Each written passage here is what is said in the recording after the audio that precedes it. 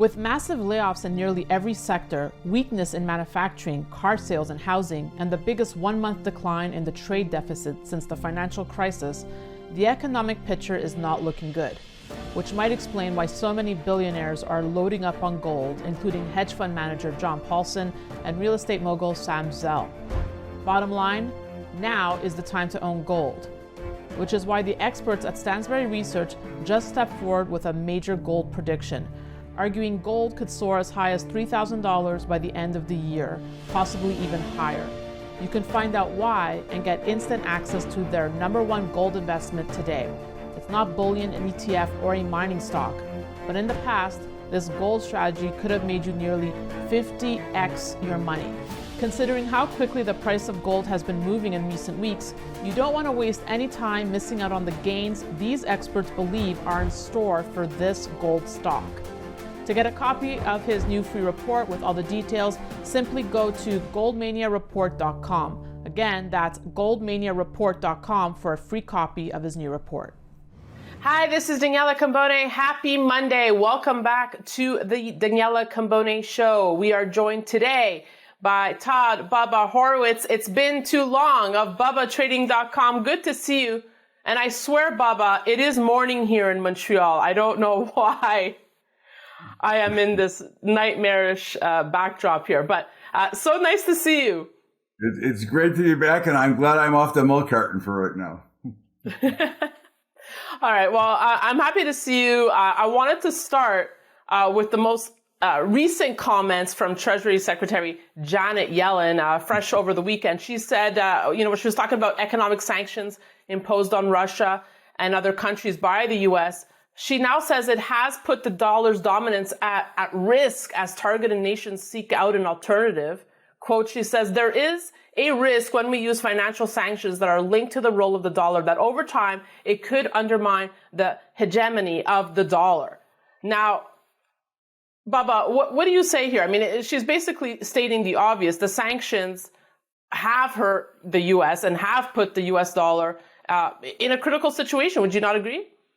Well, no, I don't agree with Janet Yellen whatsoever. I think Janet Yellen has lost her marbles, which is typical. The sanctions is all rhetoric. The sanctions have actually helped Russia, not hurt Russia. You didn't do anything financially to Russia that would hurt them. You actually made them stronger and allowed them to make higher profits on their natural gas and other products they deal with. And then you also put a shortage of wheat into the world. Janet Yellen is setting us up for a potential digital currency or a digital world currency, which the IMF is already talking about. That's so right. This is something that is scary from that standpoint. The sanctions are garbage. They didn't do one thing to hurt Russia. In fact, Russia flourished throughout all these supposed sanctions we were putting on them, because the only way you can hurt somebody financially is, for example, if we would have kept drilling oil, we could have put them in a world of hurt. But we don't do that anymore. We gave that power to Saudi Arabia. Exactly. I'm happy you brought that up because Saudi Arabia imported over 260,000 tons of Russian diesel in March and early April. That's the largest volume it has ever received from Russia. I mean, what's the power play going on there, Bubba? Well, I mean, the power play is China and Russia and Saudi Arabia are actually grasping and grabbing control over the United States as President Biden continues to give up everything, every one of our PowerPoints that we have, we're giving them away. We have no control of our oil as we let Saudi Arabia. And of course, they just cut last week. And don't be surprised if there's not another cut coming right before driving season to push oil or gas over $5 a gallon in this country. You've got China getting much closer to Russia and doing things. And you see what's going on with Taiwan. So there's a big mess and there's a big fight to replace a lot of the things that the U.S. does, which, again, would put us in a very weak position and not a position that we want to be in. Let's talk about the latest inflation data we've seen. Some would argue it's a lot of good news regarding inflation. But beneath the headline number, there's trouble. The so-called core inflation, which strips out volatile energy and food prices, actually rose in March on an annual basis. So, will this do nothing to deter Fed Chair Powell from his war on inflation come the next Fed meeting in May? Well, again, there's obviously the equity markets for now have reacted as if there's not going to be any more hiking and maybe even a potential cut. I don't happen to agree. There's two types of inflation: good inflation and bad inflation. And good inflation is because everything's in demand and everybody's flourishing. Bad inflation is what we have now, which is really taxation without representation. And you have the Fed continuing to try to push rates higher to slow. Now, isn't that stupid? That you slow down your economy, you bring in stagflation versus inflation, which is even worse. And of course, we lived through this in the 70s in the Jimmy Carter era. They've painted themselves into such a corner that I think you're going to see a major disaster in equity markets and in a lot of markets because people are not working either. There's a whole thing going on here and we don't get the right information. And the inflation numbers, just multiply them by 3 or 4. That will give you what true inflation is actually, and especially if you've been to the grocery store recently. So what do you think, when you say they're not giving us the real story here, what is the real story for you? And what do you think the Fed's going to do come May? Well, I think the Fed's going to continue to hike. That's the first thing. I think they want to get the 10-year notes to 6%. I think you're going to see mortgage rates at 10%. Okay. That's what I think. The real story is that they don't count inflation in the correct manner. They're counting it on items that you buy once every 10 years, major appliances and things like that, which have not risen. But when you look at food and energy, which governments consider too volatile, well, too volatile or not, if I have to spend more money for gas, food, and other things that I have to do, it hurts me today, not 10 years from now. I have to deal with it today. And if I'm making less money, and if I can't keep up with the cost of inflation, I mean, we've had wages have been basically cut versus inflation for the last 13 months in a row. So the average American person is spending more than they're taking in. That is not a good formula to have a healthy life. So is that why, let's talk gold and Bitcoin. I want to get your thoughts on what we're seeing on these two assets. Bitcoin having an incredible month here, Bubba, and also gold, had broken through 2000. Give us your take on what's happening on the gold and Bitcoin front. Well, I think gold is very strong. And I think last time we talked, I told you I felt that gold was going to make a new high this year. And I still think we're on pace to make a new high, which will put silver somewhere in the mid 30s. I think the Bitcoin reaction was more a reaction to the Silicon Valley Bank. When the banking system started to fail there, you saw the next day when they announced it that there was a big jump in Bitcoin, because I think people are starting to realize that when you have a Federal Reserve that continues to play with the currency and you have a fraudulent fiat currency system, I think people are getting frustrated at really having their own capital devalued in a non-free trading environment just by the stroke of a pen, so to speak. And I think that was the reasoning we saw a big jump in the cryptos. And of course, Bitcoin was due for a little bit of a rally, but I think it will continue. And I think the more we find out of more banks being in trouble, which I think you'll find it out, the higher I think the cryptocurrency is going to go, because the American taxpayer is not going to be thrilled at having to bail out banks once again. And they've already done and violated many of the rules when they used the FDIC insurance to pay back some of the money, insure some of the money that was over deposited, which is against the rules. So why would they do that? But of course, this Federal Reserve doesn't really care. Well, speaking about the banks being in trouble, Charles Schwab just today said it lost $41 billion in deposits in the first 3 months of this year alone. They're basically offering investors the first detailed look at how a firm at the center of last month's banking crisis navigated the tumult of it all. But here we are roughly 1 month after the March failure of Silicon Valley Bank, and banks of all sizes, Bubba, are scrambling to basically show investors how they are better positioned than their rivals to weather any future turmoil. Now, we've seen everyone coming out, from Yellen to Powell, saying that we don't have to worry about the state of the banks in the U.S. But what's your feeling here? Danielle, when they tell me I don't have to worry, it means I got to worry twice as much. It's like in sports when they give the coach the reassurance that he's doing a good job and then they fire him the next day. These banks are in big trouble. It may not come out today, but we have a phony stress test that the Federal Reserve does. They don't do a real accounting, and it's not done independently. It's done by the Federal Reserve. And we already know the banks are dramatically over leveraged based on assets that they may have. And of course, because they can borrow money from the Federal Reserve and then turn that liability into an asset and then lend out 10 times that amount via fractional banking, what do you end up with? You end up with a bank that is severely over leveraged. And if anything dramatically changes in this country by the economy, as it did in 2008 and times before, you go see a meltdown and you're going to see banks in trouble once again. And I believe they're already very close to that level right now. And the more that Yellen and Powell and everybody else comes out and tells me what good shape the banks are in, the more I know that there's big trouble underneath the surface. So has anything changed for you, Bubba, since the failure of Silicon Valley Bank, since the Credit Suisse UBS merger? What has changed for you as someone who's in the banking system? Are you taking a second look, thinking maybe I should be completely out of it? I'm not out of it. I've taken advantage of, some of the higher CD rates they're paying right now myself. I think you're seeing some of the investment places giving, 5% for 3-month CDs.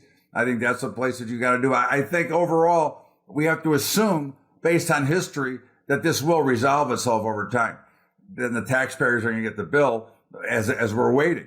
But I'm not going to panic because the banks are in trouble. I knew this already before it happened. This is unfortunately part of central banking across the globe.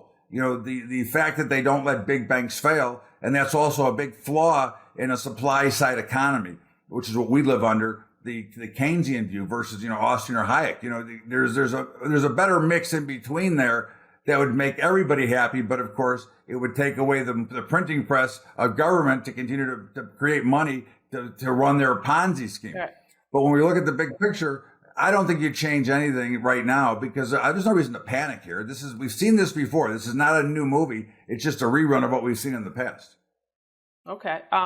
So you're basically not afraid of your funds being frozen or not having access to your cash or liquidity. So that's not a concern for you right now.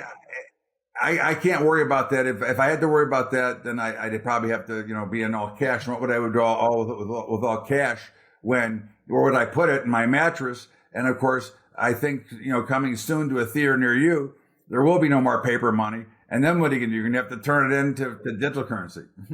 Okay, let's talk about that. And I know you brought it up at the start, but this is a big topic here. Digital Currency Monetary Authority, DCMA, has announced the launch of a new digital currency. It's going to be called the Universal Monetary Unit, UMU, or Unicoin. And it was announced during the IMF Spring Meeting in Washington. What do you make of this? I mean, and also we also heard of Fed Now coming this July from the central bank here in the U.S. So let's talk about central bank digital currencies and what this is signaling to you. This is signaling a disaster for privacy, for humans, for people, for citizens, that now government can track you, everything you do, no matter from the day you're born to the day you die. They know where you spent every penny. And to me, that is just another way of taking away people's freedom, because when you can't do anything without somebody knowing, and they know everything, right? We keep giving away our freedom. I think this is a tragedy, and I think this is going to be a disaster. It will be very good, I think, though, for the cryptocurrency world. However, again, from a normal person that's going to be tracked from the time they're born to the time they die, to me, that's not a pretty picture, and that is not in our country the American way. And I've asked other experts this. I mean, do you have a feeling of which country will be the first to fully roll out a digital currency? I know there's so many countries doing pilot projects right now, over 180. We've already seen China roll out a test project regarding central bank digital currencies. I mean, what's your thought or feeling as to who will be the first to have it really fully functional implemented? I mean, really day-to-day life. I would think it might be the U.S. because, of course, because we're a so-called democracy still, and not run under communism yet. I think that we would probably be the first likely ones to do it because it would be the biggest benefit to government. It's to their benefit that they do this because they can then track and tax accordingly. We just saw that we hired 87,000 IRS agents. Well, give 87,000 IRS agents a full, exact, detailed spending of everywhere I went for the last 60 days, and they're going to be much happier. I think we're much more equipped to go full on digital before anybody else. And I think it's more important to them because, of course, in Russia and in China and other communist countries, it really doesn't matter. They've got control anyways. It's not the end of the world. But here, it would be a catastrophe, especially to the middle class and everything that they do. So 2 counterpoints we often hear that I want to bring up. Well, Bubba, we're already using credit cards. They can already track, if they wanted to, what I'm buying and whatnot. So what do you say to the folks who say we lost privacy a long time ago with debit and credit cards? Well, we have given up our privacy, which is true. But that was when you take a credit card, you're making a choice that you want to show the spending. However, exactly. If I want to go to the casino and blow my brains out and lose money, I don't have to put that on a credit card. I can do that with cash. Okay. Right. If I want to go somewhere else that I'm not supposed to be, I can do that with cash. I don't have to use a credit card. I get to use my credit card by choice. If they go to digital currency, I will no longer have the choice. And I assure you, with the digital currency will come in the turning in of your paper money, or your, as they call it, script, like they do in the Army. They change script. Here, they're going to take you in and take all your paper money away. And now you have to use everything as digital. And to me, that is a total destruction of your freedom because I'm not getting the choice. I'm being forced to do it that way. Yeah. Changing of the script. Bubba, and the other counterpoint I want to bring up is, yes, it definitely does build a case for precious metals, for gold, for Bitcoin. But what happens once, let's use gold as an example, right? Once you, say if you need to liquidate your gold, well then aren't you just back in the system? I mean, is there really any way out of the system completely? Well, I think you're seeing some states look to, for example, Texas is trying to pass a law that you can use gold and silver for currency once again. And I think there'll be, not necessarily a black market, but I think there'll be a back market where people will not play with the system and be able to purchase goods and services through using gold or silver or cryptocurrencies.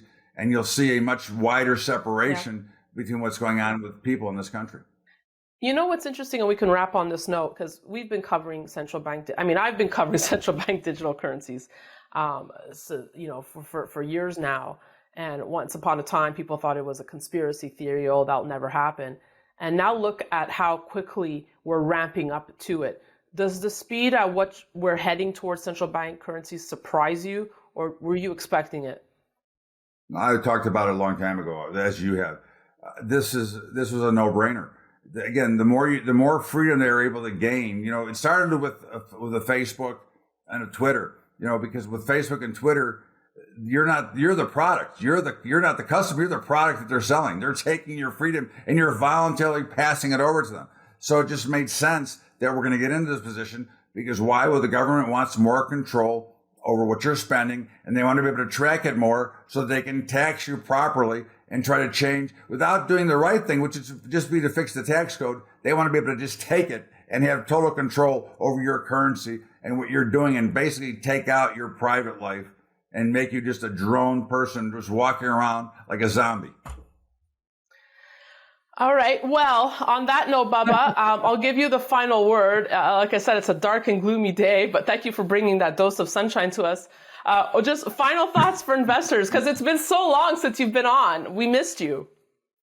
It's always great to be here. Listen, my final thought is I think the equities are in big trouble here. I think that, I've said for about the last 18 months or 12 months, we're going to see a 50 to 70% haircut to the market. I think it's coming. I think we've seen a part of it, and we had a little bit of a rally earlier this year. I think by the end of this year, we're going to have another bad down year.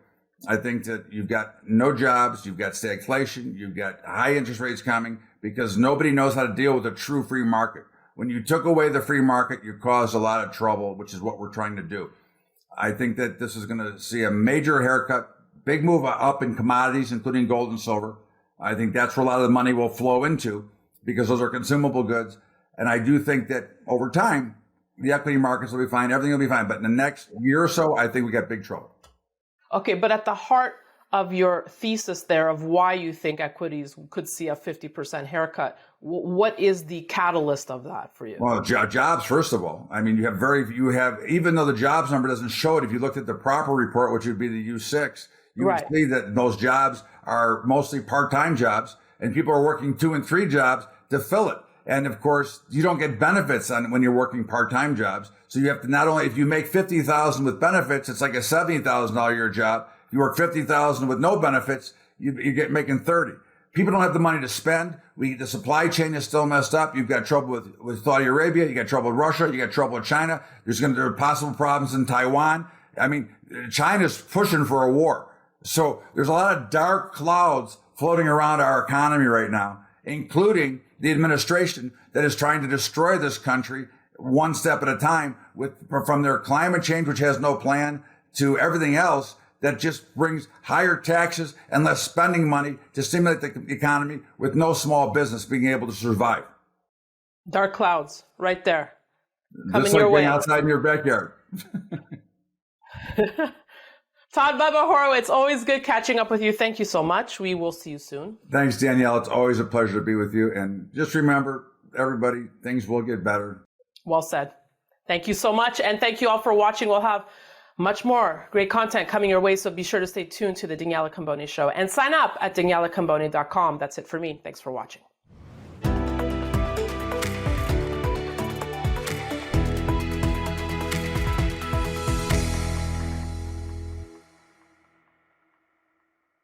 Opinions expressed on this program are solely those of the contributor and do not necessarily reflect the opinions of Stansberry Research, its parent company, or affiliates.